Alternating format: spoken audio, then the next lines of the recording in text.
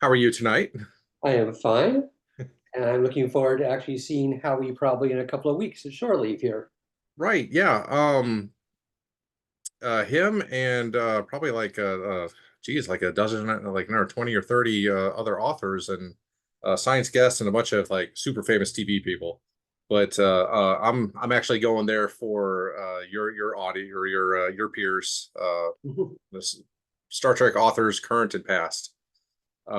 Mostly for the Star Trek Book Club.com, which is my website, Mhm. which has been tracking author sightings, book reviews, book news.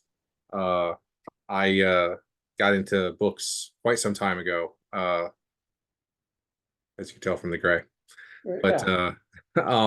the Star Trek books, Uh, the I started buying multiple copies of the same book accidentally. So I was like, I need to make an index of like all the books that I have, and my hobby is making websites. So I was like, I'll make a website about it, and it's done okay for itself. So about 2 or 3 years ago, I reached out to the Shore Leave guys, and I was like, hey, maybe I can come to your show, and they said, yes. Actually, it was more than that. I feel like it was 2 or 3 years ago, but it was before the pandemic, and they had a couple years where they were virtual only, and I participated in those. Um, but this will be the first one for me where I'm in person. How many have you done yourself? oh, many, many. I honestly can't remember. Probably going back to the 90s, probably. I've missed 1 or 2 years, but only one or two. Every so often, like inconveniently, a relative has a wedding that weekend. Imagine, Right, right. that's The like, audacity. well, it's like, well, sorry, Stephanie, I can't come to your wedding. There's a Star Trek convention that weekend. That's Right. it's not going to fly with my family. So I think I missed three over the last couple decades at least. So That's a this good will run. be the first one in Lancaster, Right. a Yeah. little The home uh away from the home down at the Hunt Valley Inn. the prior Um, location, they shut the building down, didn't they? Like it's just not there anymore.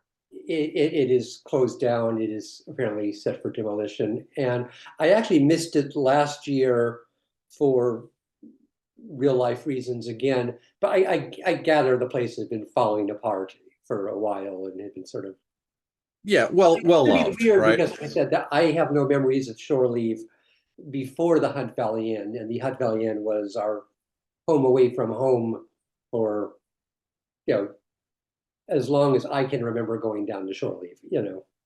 Right. Yeah, so you've been doing them probably since like they first started the shows or thereabouts, like single digit number, right? I Like Shore don't. Leave five or I think it was six. pre-existing. I mean, they're what like number they're at like 47 or something this year. I can't remember Right. exactly. Yeah. I think I'm probably in the 20s or Okay. I'm trying to remember. I think I mostly remember trekking down there after 2000 or so, or maybe I went down in the. I started writing Star Trek books in the 90s, but my big memory is I moved to Pennsylvania around 2001, and maybe that's when I started attending. Right. So It's an easy choice to attend a show that's right down the street from you. yeah. Well, Uh these days, it used to be about an hour drive. Now it's about 10 minutes. yeah, right. Getting Yeah. Well, downtown either one's better than like being invited out to, Comic-Con or something like that in San Diego, where Yeah, that's a bit of a hike. yeah. Um, So the shows, do you normally do the programming? Do you hold panels when you're down there, or Oh, are you definitely. It's right? I feel like I get grumpy if I show up and they've only got me on two panels or something. Why did I come here if I'm not? Right. Yeah, I'm Yeah, sure that you could probably volunteer yourself for some of the ones. Just show up and sit down, and they'll be like, "Yeah, he's here." typically, in fact, the challenge is running around and there's always the dilemma of trying to, hey, it's the Star Trek author high school reunion. And these days, since I don't live in New York anymore, it's like the only time a year I see Keith and Dave and the gang. But oh, hang on, I got a panel in 10 minutes. We sometimes, and there have Right. been weekends where, gee, I never actually sat down and talked to Keith DeCandido because although then, of course, then sometimes you end up in the bar and end up shutting the thing down at 3 a.m. in the morning. Yep. But no, Yeah. typically Keith was I try to do lots of panels. There's the big Friday night. Friday night is the big author night. That's when oh, we have the grand, all of us, grand author signing thing. And they line us all up I don't know where they're going to line us up now because the old days there was this one corridor. The Hmm. next couple nights, days we have to, okay, we're the warm up act for the big time TV celebrities, but Friday night is when they have the huge mass author signing. And then throughout the weekend, generally, I would try to go to the dealers' rooms, and there's always a book dealer, and you would try to, sit down and spend an hour at their table signing your books. In fact, I just got an email from Shorely this afternoon telling us that we were going to have a brand new book dealer this year because the old Baltimore book dealer isn't coming, and the new, you know, Right. local book I was gonna dealer. say maybe yeah, he just decided to stay at the old hotel. Yeah, could be very lonely with the cobwebs in the mold. But Yeah, so you've done a couple Star Trek books, right? I think you're geez. Yeah, I have done. I have been doing Star Trek novels for over 30 years now. yeah, so I think and I think the new book is number 19. okay. And Uh, that's a full length one. Now are you counting the anthologies in that number as well, or are you no, only no, no. counting like the full I've length done ones? I've been doing full length Star Trek novels Right. since the first season of Deep Space Nine. I could date it because my first Star Trek novel was a DS9 novel, and I had to start writing that book before the show debuted because they wanted the book line up and running by the time the show debuted. So I started actually writing my first Star Trek novel, DS9 novel, before I watched a single moment of DS9. Right. So did they just give you like the character outlines or a They show gave me a Bible maybe? Bible and they gave me the Okay. tip for the first episode. And fortunately, time lags being what they are, I wrote the outline and everything. I was in the middle of writing the book when it finally aired.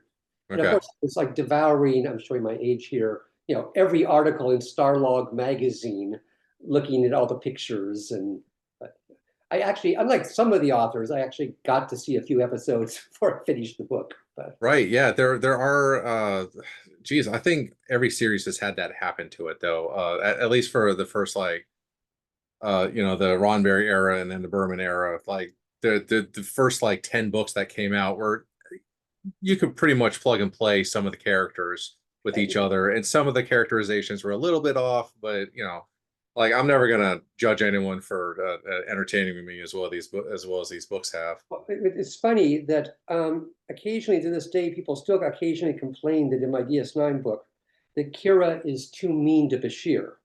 Huh, Now you have to remember that all I was going on was the first script. And if you remember in the very first episode, when they first meet, right, she tears him a new one, right, and well, that's all I had to go on for their relationship. So I took that and ran with it. right. Um, Yeah. Well, I mean, the character was very now down the unhappy that road, we know they yeah. become, of course, close friends and they face death Hmm. together and all that. But okay, so Kira and Bashir have this antagonistic relationship. So okay, and then umpteen years later, people are still reading that book. And why is Kira so mean to Bashir in your book? Right. Well, I had one script to work from. you know? Right. And they don't get along when they first meet. Right, and I think justifiably so. The book that is just came out was Pliable Truths, which is dealing with a slide of it's a prequel to the first season of DS9, and it deals with like why she was so bent out of shape about the Federation showing up and all that. That was a pretty good book. I enjoyed reading that one. By Dayton Ward. Yes, he also has a few Trek novels under his belt. But you've got one coming out soon, End of relatively July. soon, right? It's in July, right? Um, so what's that one going to be about, Okay, this is a TOS novel, the original series. right? It is a great big, it is long, 130,000 words. That's long. Um, and it's a weird book. I'm curious to see what people think about it. It's set in three different time frames. There are three different storylines: an A plot, a B plot, and a C plot. One is set right here and now in 2024 in modern day America. Right? One of them is set during the 5-year mission, the original series. And one of them is set during the movie era with Savick and all that, which is why Okay. Savick's on the cover. Um, And we have three sort of paralyzed storylines that I'm jumping back and forth between. And okay, shocking reveal, they all kind of converge in the end, and it turns out it's all one big story. But Right, right. that's Now that theory. yeah, In theory, it all works out. It all comes together. right. Now That this is, isn't the first time you've played with that idea of like different timelines coming together, because you also did uh I haven't read it, but it was a Seven meeting Kirk in some way, right? yeah, No Time Like the Past, which was my, I still can't believe that CBS let me do this, Ah, which was what, yes, was my Captain Kirk 7 of 9 crossover novel, where Seven basically falls through a time warp and ends up back during the original 5-year mission, running around with Kirk and Spock and McCoy while trying to not change the future and find a way to get herself back home. And of okay, course, so yeah, it's more time travel related than it is two convergent time yeah, stories. that one, like I said, there's basically kind of bookends of Seven in Voyager era, and of course, spoiler alert, Seven makes it back to the Voyager era. She doesn't stay stranded on Kirk's Enterprise forever. Right, But 90% of the book is her running around, in the Kirk era. right. Yeah, that's a really interesting idea. Yeah, like I Um, said, I'm still kind of amazed that CBS actually let me do that, but it was. yeah, now for Lost to Eternity, are you up to date on Strange New Worlds? Oh, of Have you course, seen? yes. Oh Okay, yeah. so they go back to relatively around our era. I think they were like in Canada, like like 50 years from now, I guess, and they were like doing time travel shenanigans. Did you bring any consideration for what they did on screen with that kind of stuff with your story, or is it kind of not related? There's not a lot of tie-ins. I did actually get, I could probably say this now. I got a heads up about that episode Oh, uh, good. that before it came out, and I had to make a couple of minor adjustments to my plot. Nothing too serious. Actually, I ended up making the revisions in about one afternoon. We had a phone call, but yeah, I was given a heads up. Hey, Greg, there's an episode coming up, season 2. You didn't hear it from us, you know, Secret writer contacts from the secret quiet writers room. here. Don't you breathe a word. Unfortunately, hey, I've been in this business for a long time. I know all about NDAs. Right. I don't spill the beans. But okay, you need to make a couple of minor tweaks to your plot. And honestly, it was a matter of going through and just sort of vaguing up a couple of lines here and there. Right. And Trek has always been like the books are less strict about their continuity than the as Stanley used to call the DC the distinguished competition. They're much more like Star Wars is much more concerned with like everything fitting in a tight timeline puzzle. And Trek has always had like a The rule of thumb is yeah, basically its continuity flows downstream from the main stuff. right, We right, have to be consistent 100% with the TV show. It's not like we have a free hand to do whatever we want. Trust me, every outline, every page is all reviewed by CBS and approved it. But we have to be consistent and with what is shown on the main screen because they are the source material. right. I'm not complaining here. This is the nature of the beast. The tail does It not is wag the dog. We are doing Star Trek tie-ins. So, right, but the shows are not obliged to necessarily treat what we establish as oh well, we can't do this in our $1 million movie because it contradicts 2 lines in a paperback Greg Cox wrote back in 1997. That's not going to happen. right. Yeah, the best we're gonna get is the way that number one got her name actually mentioned on air, where we're like, okay, it was mentioned in a book, so now it's mentioned on screen, so now it's like really real. Exactly. Things occasionally wander up upstairs, like Hikaru Sulu, Nyota Urara. And yes, Right. I will claim some partial credit for Una. Yes. The name Una Right. first appeared in one of my novels. It did, and that was in tribute to Una McCormick, among other things, right, was a fellow Star Trek author, but also because we were being cute. Una one, number one, Una. right. And this is where I'm always very careful to give credit that Dave Mack, distinguished colleague and friend, is the guy Hmm. who actually came up with that name.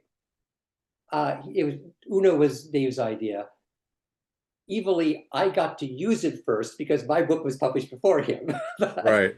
So I always like sort of, oh, no, I didn't invent Una, but I get to claim the credit of actually using it in print first. Right. And then we had the excitement of shortly thereafter on Discovery season 2, when Pike turns and calls her Una, and suddenly my email blows up. Like, Greg, did you Oh, see that? You know? that's fantastic. What was the response mostly positive, I hope?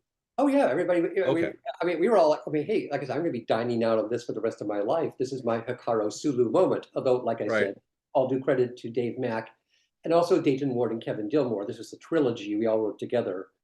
And just because I wrote book 1 of the trilogy, I got to use the name first. Right. But yeah, but no, I remember I actually approached Anson Mount, who plays Captain Pike, at Shore Leave a few years back and came up. This is shortly after the episode aired. And said, okay, I got to ask you this. Episode so and so, season 2. Did you call her Una? He goes, oh yeah, yeah. That was in the script. I called her Una. Oh my God, So That's so fantastic. I got confirmation straight from the Mount of Anson Mount at Shore Leave. Now, did Anson know Dave's the extension, I should mention, yes. did you tell him the origin of the name? It was a crowd, but yes, I attempted to explain the context. Whether I was coherent, I don't know. But since then, Well, of course, either because of the crowd or the excitement of talking to him about it.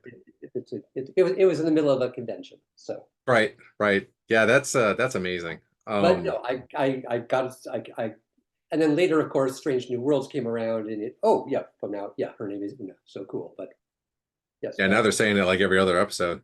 yeah, but now it was cool. I remember the phone call where me, Kevin, Dave, and Dayton were all kind of talking. And I remember I was lobbying very aggressively for the fact that we have to give her a name because we were going to write a giant trilogy about her. And we did write a trilogy about her.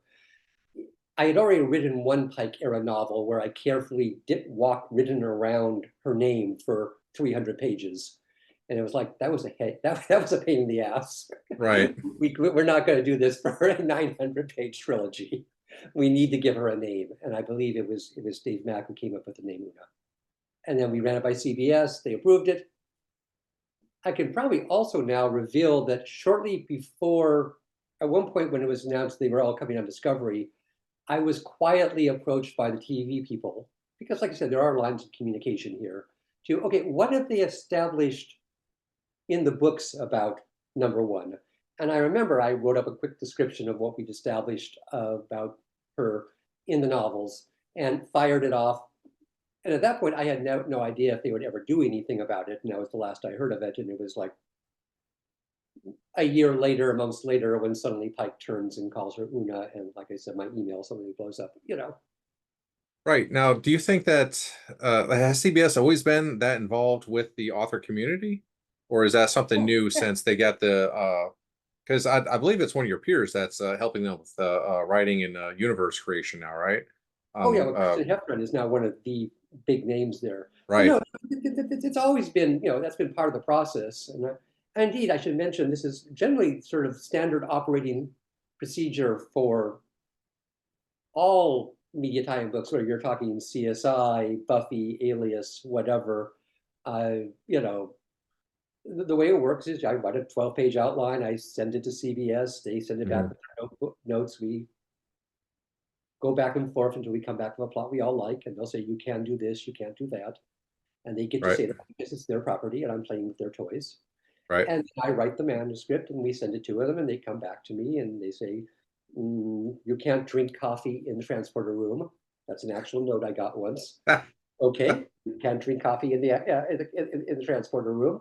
I go in and fix it. And so no, it's a very collaborative process. right, Of course, I should mention that the editors of pocketbooks are also involved here, and it's very sometimes they may have an idea for a book. Hey Greg, we want a book where Mirror Picard fights Mirror Borg.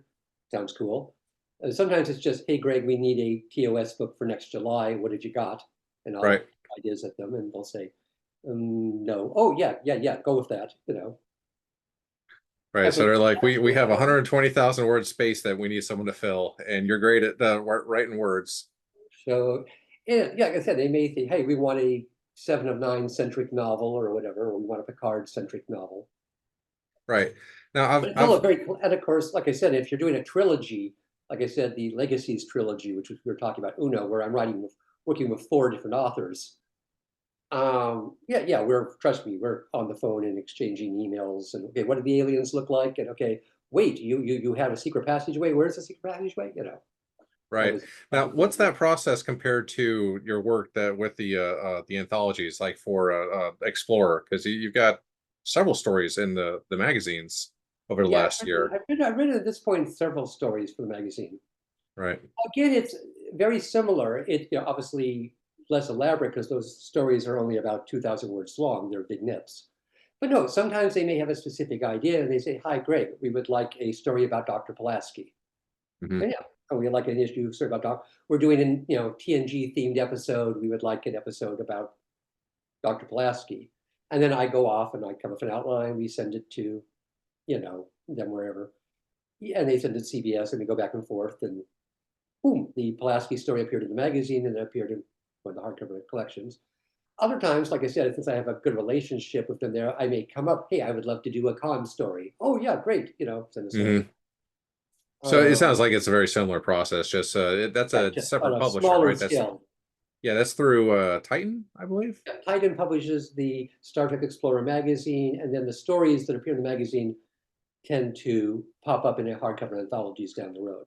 Right. Now, I do have a point of contention with those hardcovers. Have you seen one of those recently?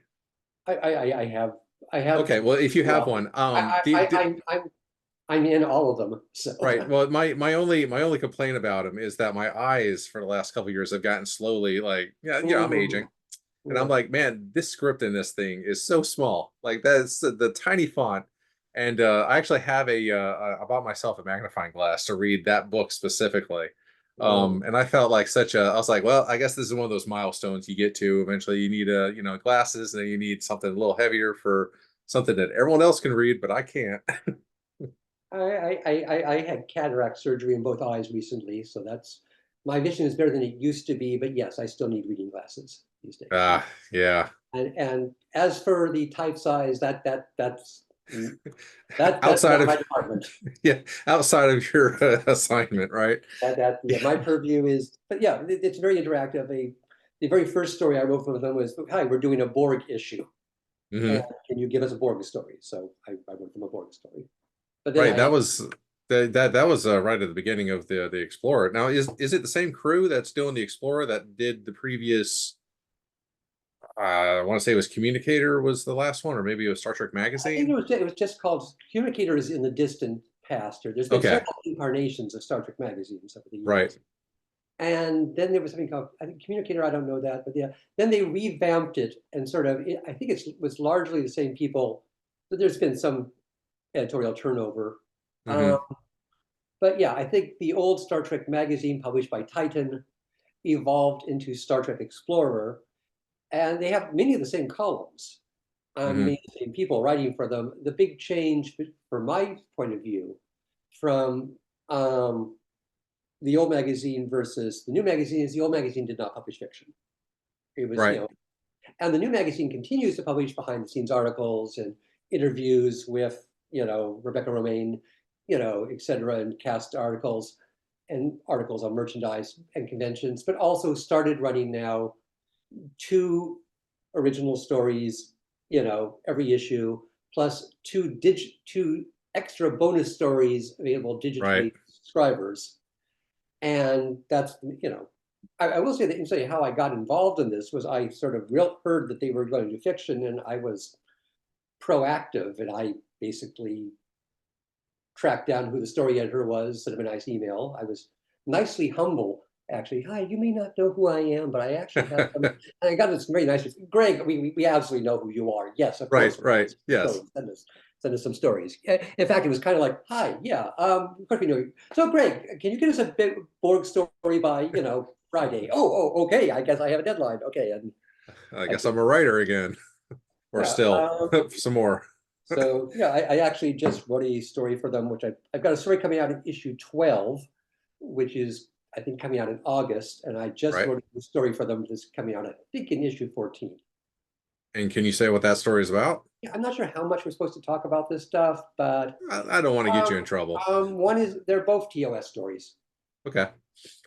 Yeah, the I have been very happy with the fact that they're reviving the short form for the magazines, and then they do these great collections that I complain about the tiny font, but I really do like those books. They're good collections of short stories And the that nice thing about those books too is they contain the stories that, originally the digital bonus stories that were right, only so right, the stories that are only out there on the cloud before actually end up in print, and you don't, for people who didn't get the special bonus digital edition, well, you find my con story you can now pull down on a hardcover and there it is, or whatever. So yeah, yeah. I had a McClaskey's story, I subscription. believe, was a originally published on the digital edition, but now it's in print. So Yeah, I had a subscription for first 10 issues, I think, and then life happened and I ignored the 15 renewal emails and the letters in the mail that they sent me and I was just at the like Books a Million and I was like, oh, I need to resubscribe to this. I think I probably can say something about in issue 12, because Hmm. this implies the whole collaborative process. My new book, Lost to Eternity, coming out in July, prominently features Savik. Hmm. She's on the cover, and she's a major character in the book, in the movie era segment. She's basically the protagonist of the movie era segment. Well, the nice folks at the magazine said, "Oh, you've got a book coming out this summer. Can you write a story that kind of ties in with the book, kind of cross promotionally?" Right. So I wrote it's not direct, the two aren't directly related. You can read the book without reading my story and vice versa. But Hmm. well, I'll write a Savik story. So Right. the book is about Savik, and I have another Savik short story coming out in issue 12 of the magazine. Well, that's And fantastic. I like to think there's some thematic connections to get all pretentious, but yeah. So, but that was a case where again, it was their idea. Oh, Greg, can you do us a story that kind of, sort of, cross promotes the book and the magazine? And sure, cool. So I wrote a Right. soft story. Well, that's fantastic. I like to hear that they're collaborating and trying to get that kind of synergy Yeah. because it's difficult to do. My day job is a project manager, if I remember what I do. And just getting people in the same room to talk about the same thing can be pulling teeth sometimes.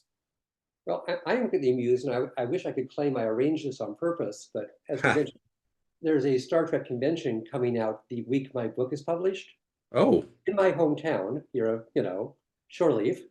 And guess who the guest is? Robin Curtis, who plays Savik.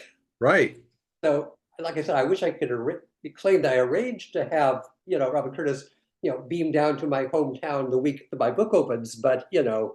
But just that's kismet right there. That was meant to that's a be. lucky accident. Yeah. Uh, so aside from Star Trek, you write other books out Oh, there. yeah. Uh, do you have any other projects that are coming out anytime soon?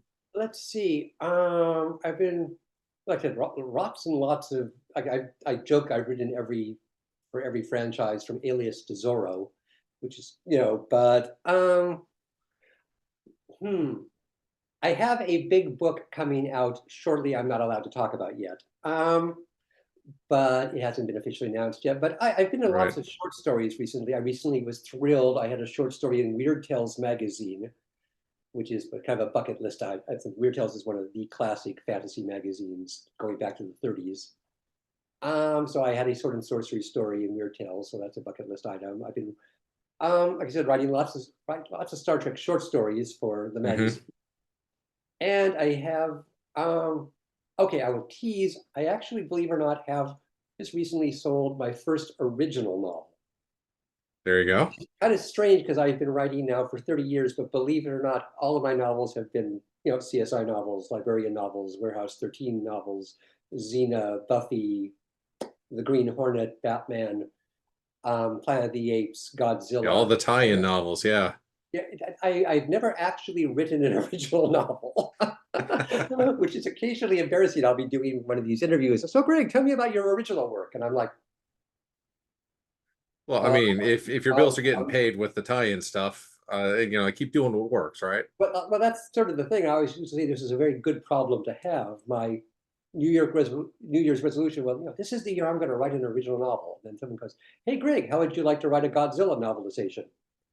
And well, I'm a fanboy. I mean, I'm not going to turn that down. How would you Right. like to write a Planet of the Apes novelization? Absolutely, So and then years go by, and suddenly, but no, I actually, I can't talk about it too much yet. But I'm very chuffed. I actually finally, during the pandemic, when I was stuck at home, I finally, Hmm. bore down and wrote an original novel, and it's going to be announced shortly. Right. But So, with all the tie-in work that you've done, does that mean that you're a member of the International Association of I media can time. never remember. Yeah, right. Are you a member of that group of guys?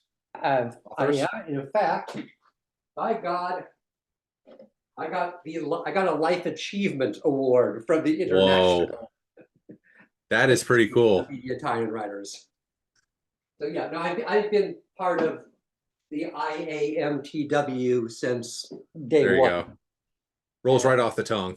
yes, I think I got that right actually. The International Association of Media Tie and Writers. Yeah, no, I'm charter member probably, and have been. Yeah. Right. It's such a fantastic concept that we have that if you have a niche, if you do like something weird that someone else does that same weird thing, you have an association. Congratulations! Now you can market yourselves, through groups like that. And I didn't realize just how vast that network was of authors until I want to say it was Keith, the DiCandido, that he recommended going to the site to see something because he was writing something for another franchise other than Trek, and I was like, you get to the website and it lists everyone that is getting rewards and awards and all these books that are coming out, and it's eye opening. Yeah. It is a grand old tradition going back to the silent era, at least. There were novelizations and media tie-ins for silent movies. Hmm. Believe it or not, I once gave a lecture on the subject at the Library of Congress. Yeah, Yeah, they that's a big invited me to come deal. down and give a lecture on media tie-ins, which was sort of cool and exciting. So Now, was that lecture recorded or was that just a in no, person I was in before a room their? somewhere and they had an audience, but it was, yeah, and they gave me a tour of Library of Congress afterwards. That was neat. Okay. That's really cool. But yeah, no, and like I grew up reading them. Go back in time 50 years, and I'm reading Dark Shadows novelizations. I'm reading the original James Blish Star Trek novelizations. I'm reading Gets. There was a time when I was a kid where I thought the Get Smart novels were the funniest thing on earth, and I read all the Get Smart novels. So I am proud to That be I part did of the not realize that tradition. they had tie-ins for that show. That is such a like, Oh, there Get was Smart seems like it's such like a surface like just a humor show, and they've got books that tie into it. oh, there were Yeah, Partridge the Families. There were Partridge Family novelizations. There was a That Girl novelization. You but no, there were lots. I devoured the Get Smart novelizations by William Johnston, I believe, back in the day. the Blish novelizations were how I got introduced to Trek. Yeah. Well, the original Trek, because it was fourth grade, and one of my teachers said, "Hey, if you cut my yard, I'll give you all these books." And being the avid reader I was at the time, I was like, "Well, sure, let's do that." She gave me the first, I think, 10 of them, the 10 books, and man, I tore through those, and then of course that's how I first experienced many of the episodes is reading them, and then you go watch them on TV, and you're like, that Gorn doesn't quite look how I imagined him from the story I read, but it was a great way to be introduced to the franchise. Well, yeah. Sometimes, like I said, hey, I will go to my grave saying that David Gerrold's novelization of Battle for the Planet of the Apes is better than the actual movie. I don't But think I've read that, but that's a now I case of think I where should I probably missed put it in that the on the theaters and list. had to read the novelization first. And then when I finally got to see the movie, it was like, oh, that wasn't as good as the book. Yeah. Yeah. Well, your imagination is always going to be a little keener than any special effects from Hollywood. Um, God bless Hollywood at the time too, when they were doing the Planet of the Apes. Yeah. I've kept you a little past the 30-minute mark. Do you have more time to talk, or is it Sure, we can talk a little more. Yeah. okay?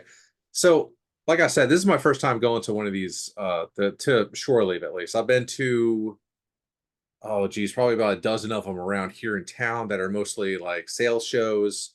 Went to a couple of megacons in Orlando and Tampa, and those were, I believe, like a healthy mix of like programming and vendors on the floor.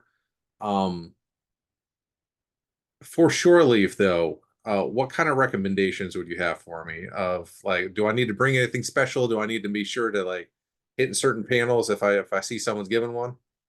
Well, like I said, again, it's going to be a new venue, so Mm-hmm. it's going to be a little different this year, probably.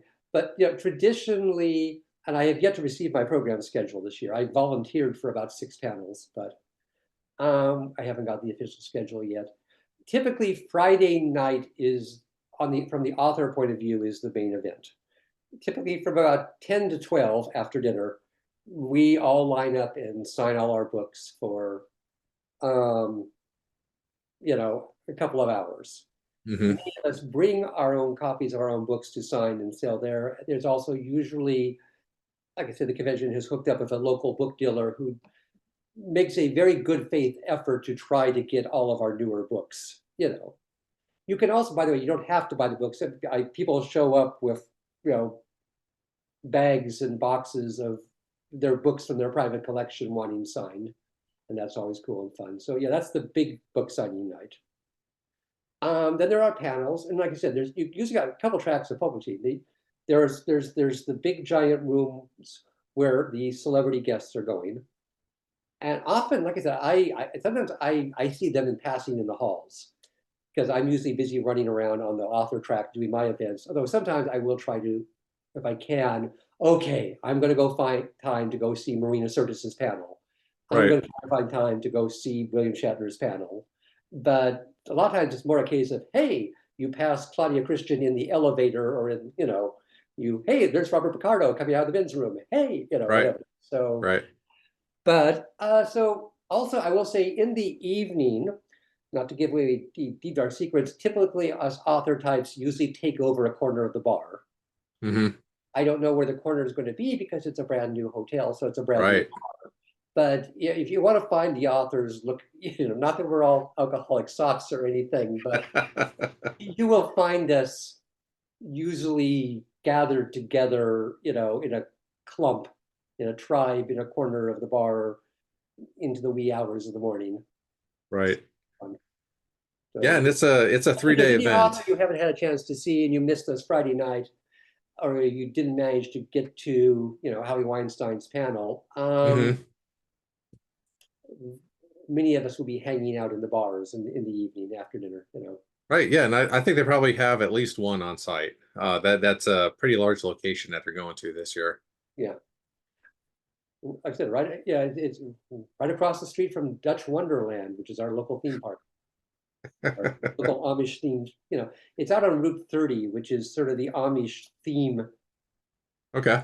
section. It's the touristy part of Lancaster, honestly, where Mm-hmm. all the Amish buffets and ye old Amish souvenir stores and Dutch Wonderland, etc., are all located. So lots of restaurants, Yeah. lots of food, lots of attractions. So very, Yeah, I look forward to seeing everyone up there. These interviews, I didn't quite think that I was like it makes sense that everyone wants to do the interviews like before the show because then you can publicize who's going to be there and talk about what they're going to be doing there and publicize the show, and then like when you're at the show you're talking to the people that are actually there instead of like some press guy walking by and being like, hey man, you got 5 minutes to talk about something that is great in this big crowd of people that we may not be able to hear on a microphone. well, like I said, there's always downtime. Like I said, Hmm. sometimes you're running around from panel to panel, but sometimes you're like, oh, I've got 2 hours now to go. And like I said, sometimes if I got a free time, I will hand over to the dealer's room and plop myself down in, hey, sign book and sit there and kind of, hi, sign books, Yeah, yeah, yeah. It's pretty fantastic. and sell the stuff, Um, I think that's all the questions in the conversation I have.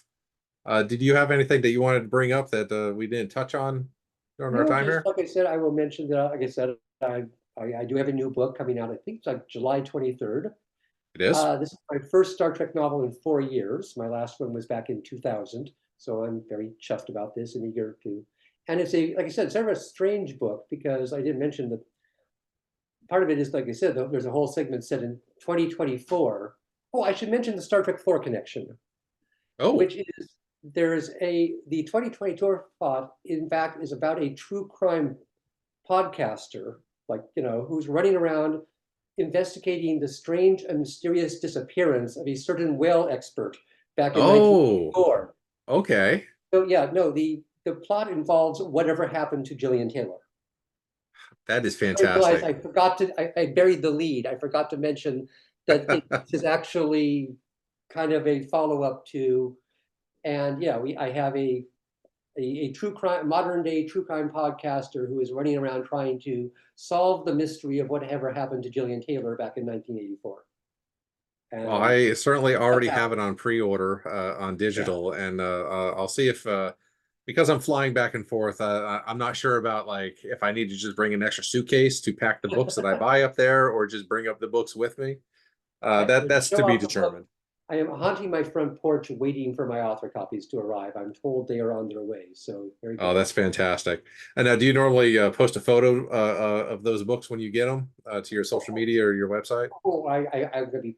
I've been posting the cover for months. The cover's on Amazon. No, I mean like once you get the box, you like open up Oh, the oh box, you're yeah, like, I'm look gonna at be these like, yeah, babies. yeah, I got my other copies, yeah. And I would absolutely be carrying a copy around everywhere I go at shore leave, to Right. display panels. Yeah, sing it from the hills. Yeah, All right, I don't want to keep you too much longer. It was lovely to speak to you, though, and I'll see you in just a few weeks up in Lancaster. I will see you in Lancaster. All right, sir. Have a lovely evening.